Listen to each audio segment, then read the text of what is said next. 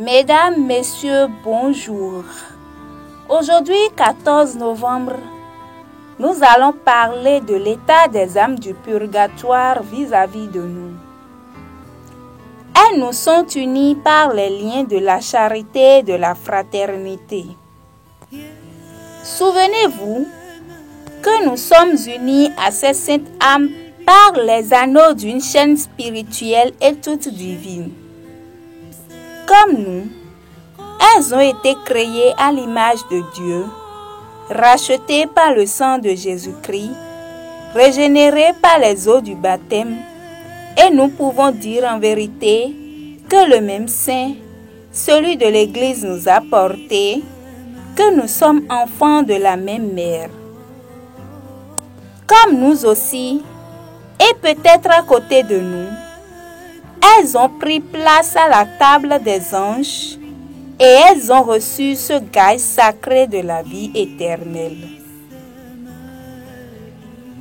Elles ont emporté dans le monde futur les mêmes espérances qui adoucissent maintenant les amertumes de notre pèlerinage. Membres du même corps, héritiers du même royaume, elles seront un jour nos compagnes d'éternité. Mais entre elles et nous, il y a cette différence qu'elles sont malheureuses, captives, prisonnières, martyrs, impuissantes à se secourir elles-mêmes et qu'elles attendent de nous aide et consolation. Nous leur devons assistance. Ce ne sont pas là des droits incontestables à notre compassion et à notre amour.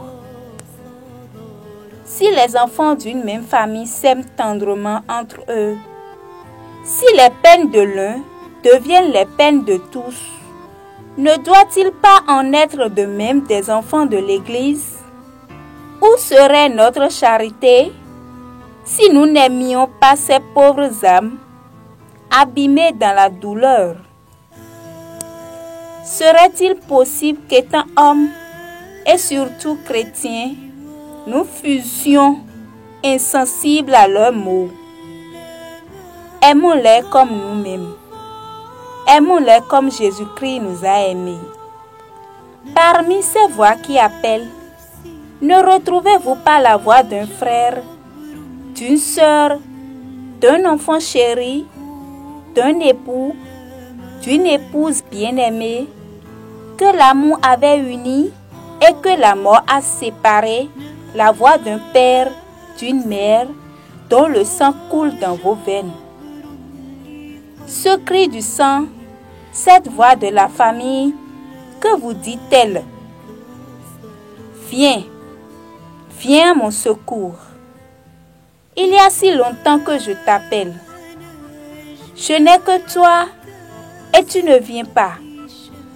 Viens donc avec ton cœur, avec ta prière, avec tes bonnes œuvres, avec ton dévouement.